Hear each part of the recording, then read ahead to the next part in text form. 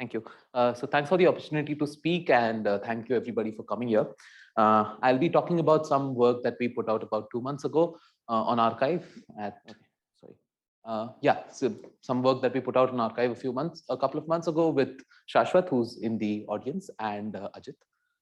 So this concerns the post-merger phase of a binary neutron star merger, and what will happen if it happens, let's say, in the vicinity of supermassive black holes. Okay, so let me just start by talking about binary neutron stars and about neutron stars themselves. So neutron stars are very interesting objects. They're extremely dense in the sense that if you compress something like the mass of the sun into something within a 10-kilometer radius is what a neutron star is. And these are extremely high densities which cannot be replicated in existing lab experiments. So there is basically basically neutron stars are very very apt labs to study the high density and low temperature equational state of matter. And binary neutron star mergers, because they're basically just two neutron stars going around at each other and merging, they allow us to probe this equation of state of matter at these extreme situations. And we can do it with two ways. One is the measurement of tidal effects in the spiral of these neutron stars. So what essentially happens is that one of the neutron stars impacts the other neutron star and tidally deforms it. And that tidal deformation leaves an imprint on the gravitational wave signal, which we can then measure. And the equation of state is directly related to the quantum of that tidal deformation. So that's one way to measure the equation of state. The other way to get some information about the equation of state is by measurement of the post-merger signal, which is what I'll be concentrating in this talk. Okay, so what happens when two neutron stars merge? So there's two neutron stars going around each other, say. They form some sort of common envelope object. And then they form a single object, which could either be, depending on the mass of the individual neutron stars or the total mass of the object. It could be a hypermassive neutron star or supramassive neutron star. These are basically metastable objects, meaning that they only are stable for a certain time scale. Hypermassive neutron stars are stable only between a millisecond and a second, whereas supramassive neutron stars could be stable between a few seconds and, let's say, a few minutes. So they could either form a hypermassive or supermassive neutron star. They could promptly collapse just to a black hole, which would have like accretion disk and jets around it, or it could form a stable neutron star. Now, the post-merger emission, the emission of gravitational waves after these two neutron stars have merged, will be different in each of these cases, and that's why it's a very interesting part of the signal to look at. Okay, so the thing is, there's an issue though. So this is basically what a post-merger signal looks like in the frequency domain. What I've plotted, this blue curve, is actually the noise level of the instrument or the detector that we use to detect this. And this is actually the noise level, the projected noise level of a detector called Cosmic Explorer, which is basically a very futuristic detector, which will, let's say, go online around 15 to 20 years from now. And as you can see, this frequency is where the post-merger actually starts. And as you can see, the green curve is actually below the blue curve for all frequencies above this, except for a small peak which goes around the blue curve, which essentially means that everything in the post-merger, or most things in the post-merger, will be deeply hidden within the noise, and it's very difficult to extract it. So this happens because our detectors are generally not sensitive at these very high frequencies, and that's why basically you cannot detect the post-merger signal in current and even future detectors. But so if you ask what is the best bet to detect such signals, we'll have to build detectors which are very sensitive at high frequencies. So there are some efforts in this direction. There's a detector called NEMO, which is planned in Australia, but at this time, it's very difficult to say if it ever will be built. But even with these high frequency detectors, these will be detectable only till around 100 megaparsec, which is basically not a very high distance. It's basically where our local universe ends, so to say. The other way is to detect such signals would be if these mergers actually happen around supermassive black holes, SMBH, supermassive black holes, and that is what we'll be describing in the next few slides. Okay, so let me just take a short detour and talk about mergers near supermassive black holes. So we know that all galaxies, including our own, have a supermassive black hole at its center. So supermassive black hole is classified at any black hole, which is, let's say, 1 million to 1 billion times the mass of the sun. Almost all galaxies are supposed to have supermassive black holes at the center.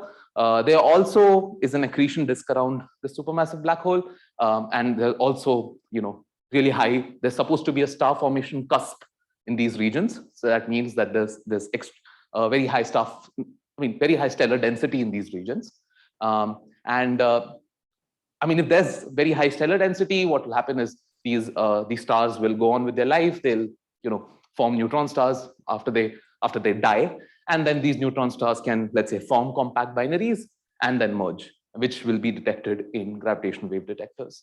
There are a few proposed mechanisms to deliver compact binaries to very close to the supermassive black hole. Let's say a fiducial distance of around 10 times the Schwarzschild radius of the supermassive black hole. One of them is tidal capture. This essentially means that a binary which is not bound to the supermassive black hole can get bound to the supermassive black hole due to the tidal effects of the supermassive black hole, the fact that it pulls it towards it. And the rate for this is pretty low. It's just around 0.03 per gigaparsec cube per year, which is generally a very low rate.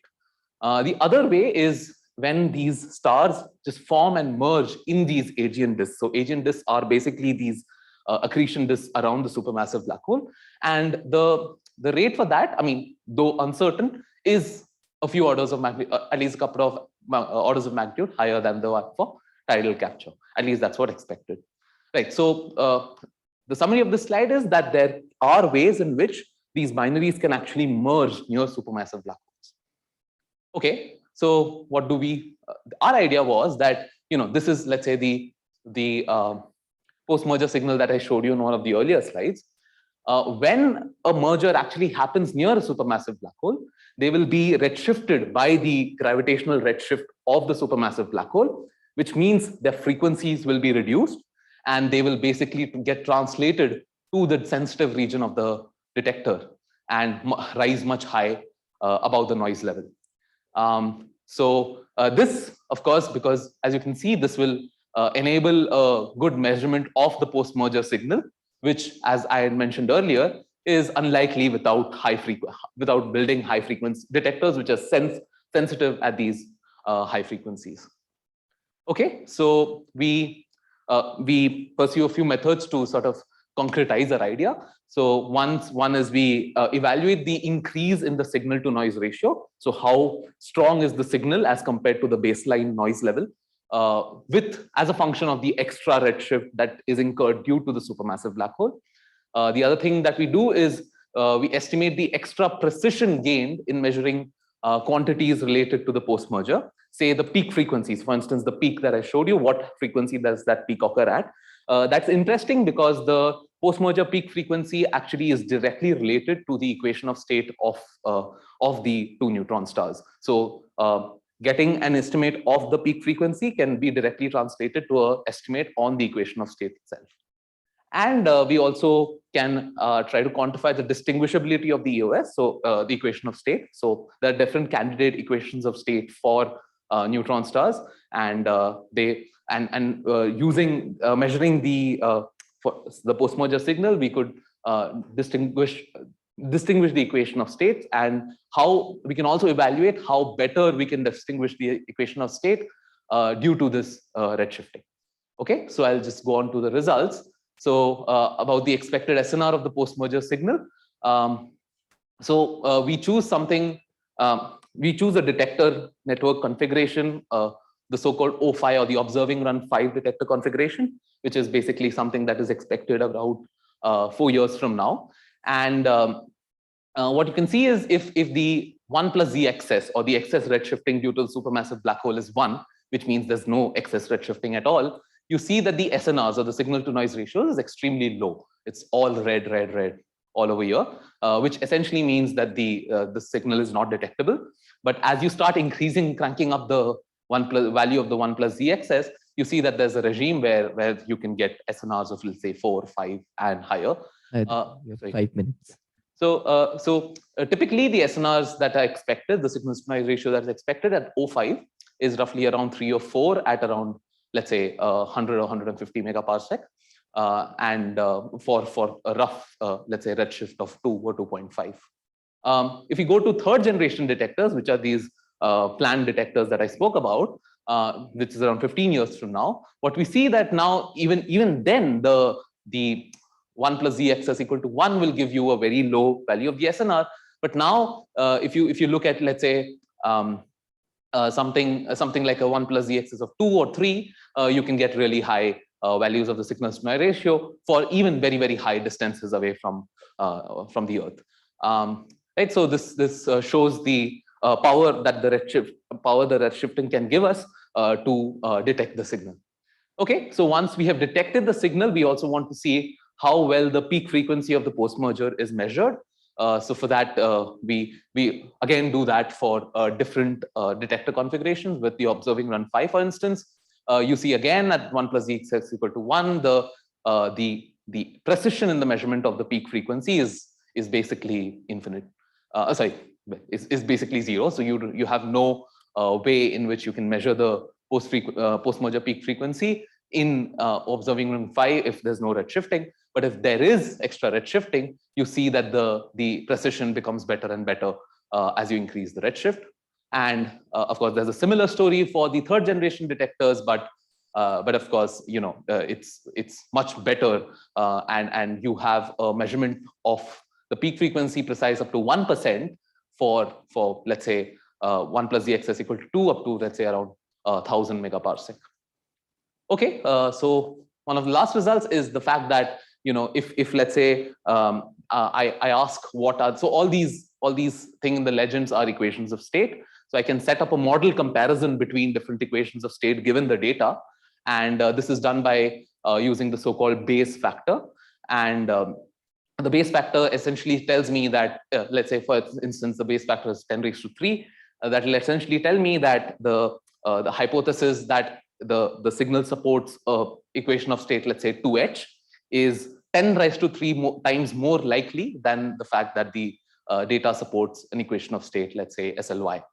So as you can see, I've plotted this against the effective redshifted mass, which is basically the mass of the binary times the extra redshift.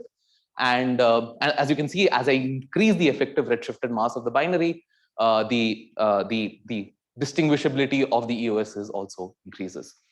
Okay, so I mean, to summarize, how likely are such events? I mean, the binary black hole. So calculating these rates from first principles is actually pretty difficult, and it's not been done so far for BNS systems, but there are some BBH or binary black hole merger rates that have been calculated. So a rough optimistic estimate of the BNS merger rates within 10 Schwarzschild radii is around 1.7 per gigaparsec cube per year. I mean, we calculated it from using data from all these references, and that essentially means that we can get around order of 5 redshifted post-mergers per year in the third generation detectors, comparable to detections within 100 megaparsec for binary neutron stars which are not redshifted. So that means that the number of redshifted post-mergers is not actually very low. And at 100 megaparsec, even at 100 megaparsec, the unredshifted post-merger peak frequency is not constrained at all, even with third generation detectors. And if we have 1 plus Z equal to 3, the peak frequency can actually be constrained to less than 1% at 1000 megaparsec. Okay, so this is my final slide. So as I said, the binary neutron star mergers happening in supermassive black hole environments can redshift the signal and stretch it to the sensitive region of the signal. And this could enable a detection of the post-merger signal and provide nice constraints on physics. There's some future work we're planning. We can do a population study by folding in rates and distances from the supermassive black hole, as well as Doppler shifts. We can set bounds on the rates of mergers close to SMBHs from the fact that we have not detected such a signal so far. And also the geodesic motion of a supermassive, of a binary near the supermassive black hole will actually cause a time varying Doppler shift, which will actually can actually give us much better constraints from already existing data. So thank you, and I'm happy to take any questions. Time for one question.